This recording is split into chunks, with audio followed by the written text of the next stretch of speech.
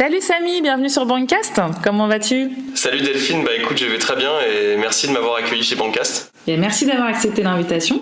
Alors Samy, pour te présenter rapidement, donc tu as passé quasiment 5 ans dans un cabinet de conseil qui est spécialisé en data marketing, où tu as été promu 2 fois. Et tu vas bientôt prendre tes fonctions chez Google. Donc félicitations.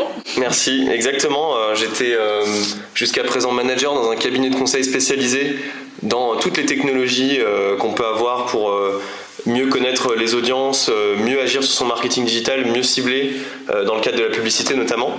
Et nos missions consistaient à accompagner des annonceurs du CAC 40 majoritairement dans l'usage de ces technologies et aussi dans tout ce que ça implique en termes d'organisation, de mode de gouvernance d'un outil, etc. Donc en tant que tel, quand j'étais manager, j'avais aussi une fonction de business development et de commercial parce que mon rôle était de vendre ces missions et d'assurer le succès de ces missions auprès de nos clients, c'est-à-dire les annonceurs. D'accord, très clair.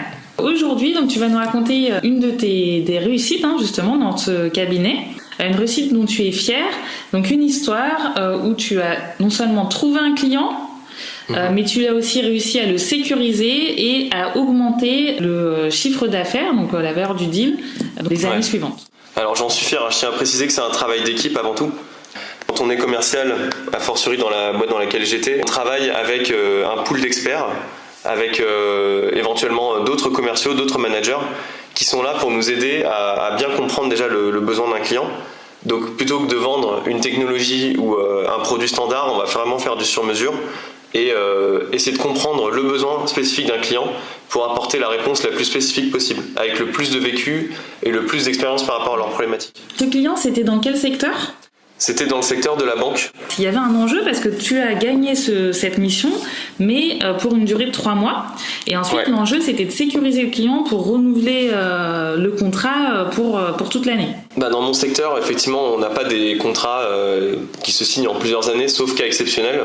Et la plupart du temps, on va commencer par une mission petite, voilà, pour dire le terme, et éventuellement, si tout se passe bien, trouver des opportunités d'upsell, trouver le moyen de gagner la confiance d'un client et se rendre compte que le brief initial était peut-être un poil pas à la hauteur des ambitions quand on veut vraiment opérer la transformation digitale, quand on veut changer la manière dont on fait du marketing digital.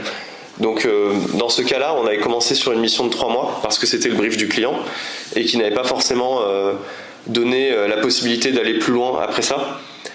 Mais en travaillant sur ce projet, on se rend compte que les 3 mois en question et le brief initial ne sera pas suffisant pour pouvoir leur permettre d'atteindre leurs objectifs, c'est-à-dire être beaucoup plus dans la transaction digitale, avoir une connaissance client exhaustive, savoir mieux mesurer les performances sur l'ensemble des devices.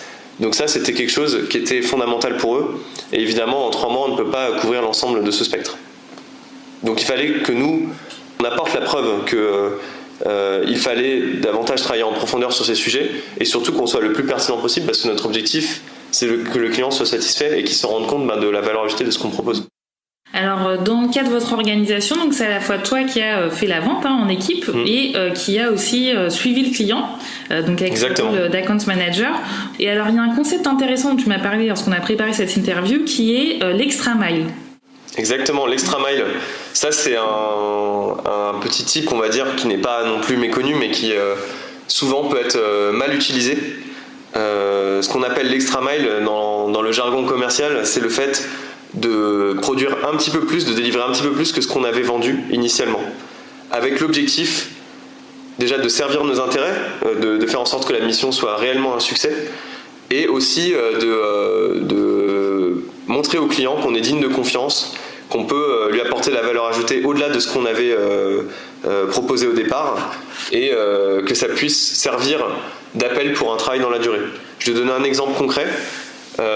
Souvent, le client a un brief, comme je disais, qui n'est pas forcément très ambitieux. Il souhaite qu'on se tienne à ce brief-là parce qu'il va avoir des contraintes budgétaires ou autres, ou alors pas forcément la bonne vision.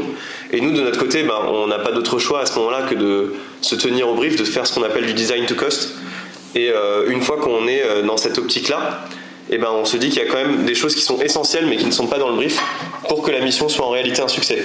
Typiquement, si on met en place un outil mais qu'on n'explique pas la manière dont celui-ci doit fonctionner, quelle gouvernance apporter à cet outil, éventuellement quel profil clé recruter pour que cet outil puisse être bien utilisé, et ben on risque de se planter et on risque d'avoir uniquement un outil qui a été installé parce que c'était le brief initial, mais qui n'est pas en capacité d'usage chez le client, et finalement le client ressent la déception qu'il peut y avoir après, quand bien même on a répondu aux attentes originales. Et donc là, ce concept d'Extra Mile, c'est pas forcément un besoin donc, que tu avais détecté avant, mais par contre, c'est après, une fois que tu te lances dans la réalisation du service, tu arrives en fait sur le terrain à détecter en fait ce qui ferait plaisir au client, que tu peux faire en plus, sans j'imagine que ça coûte énormément, que ça prenne trop de temps. Alors il y a deux situations. La première, c'est la situation où on anticipe déjà l'Extra Mile, on sait que le client est moins disant dans son brief, et on sait très bien qu'avec ce qu'on propose de délivrer officiellement, on ne va pas finalement remplir la totalité de ses attentes. Donc là, on l'anticipe et on sait exactement ce qu'il faut proposer. C'est quelque chose qu'on peut standardiser et reproduire sur d'autres missions. Je parlais tout à l'heure de mettre en place un modèle de gouvernance ou de définir une organisation cible autour d'un outil. Pour moi, c'est incontournable. Et dès lors qu'un nouvel outil arrive au sein d'une organisation et que cette organisation ne connaît pas l'outil, ben, il est essentiel de leur apporter ce type d'expérience et ce type de connaissances. C'est de la formation par exemple à l'outil, former des personnes en plus Alors c'est pas que de la formation. Moi je dirais que la formation c'est le mauvais côté de l'Extra Mile, où on risque de s'embourber dans des formations à n'en plus finir, avec toujours plus de personnes à former, toujours plus de directions intéressées, de business units intéressées par l'outil. D'accord. Pour moi, ce qui est plutôt de l'ordre de l'Extra Mile, c'est d'apporter quelque chose d'utilisable tout de suite, et sans forcément avoir consulté l'ensemble des parties prenantes. On propose d'emblée un modèle de gouvernance pour l'outil, parce qu'on considère que c'est quelque chose qui a fait ses preuves chez d'autres clients, dans l'industrie, et donc c'est à prendre ou à laisser. On leur dit voilà le modèle de gouvernance qu'on vous propose. Après, éventuellement, si ça les intéresse, on peut le travailler plus en détail, et ça peut déboucher sur une autre mission un peu plus spécifique sur l'organisation ou le modèle de gouvernance. D'accord. Et du coup, un exemple d'Extra Mile L'exemple d'Extra Mile que je vois, c'est le fait de mettre en place, par exemple, de nouveaux process autour de la collecte de données. Donc je parle de mon cas spécifique, et de définir ces process, de les inclure dans des outils propriétaires du client. En l'occurrence, là, c'était Jira. Le fait d'avoir un process qui soit accessible à toutes les personnes qui travaillent sur l'outil, et aussi de communiquer. C'est-à-dire qu'en interne, on a défini des modèles de gouvernance, comme je le disais, mais si personne n'en a connaissance ou conscience, eh ben, ça risque aussi de faire un flop. Donc ce qu'on avait fait, c'est qu'on avait demandé à participer à des conférences du département qui nous avait engagés pour communiquer au mieux sur ces nouveaux process, documenter l'ensemble des modèles qu'on avait proposés, et bien sûr se tenir disponible si les gens avaient des questions dans le cadre de la conférence.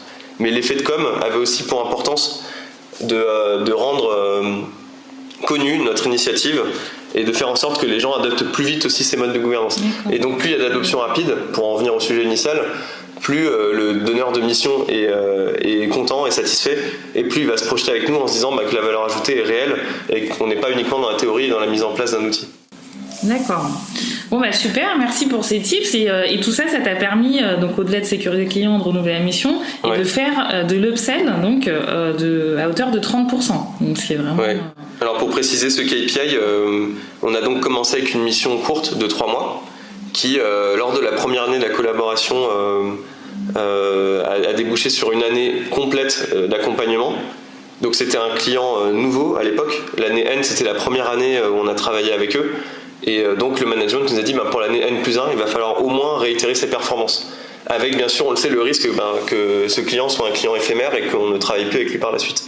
Et donc le fait d'être vraiment digne de confiance, au-delà de simplement délivrer les missions qu'on avait promises, ça nous a permis d'être beaucoup plus intime, si je puis dire, avec ce client, de connaître aussi d'autres personnes au sein de l'organisation, d'arriver à fédérer davantage, donc avoir pas seulement le donneur d'ordre, l'acheteur de la mission, mais aussi toutes les personnes qui pouvaient graviter autour au sein d'autres business units pour les projets. Et donc ça nous a permis de sécuriser ce client et d'aller encore plus loin, puisqu'effectivement sur l'année N+1 on a réalisé un chiffre d'affaires à 30% supérieur à celui de l'année N.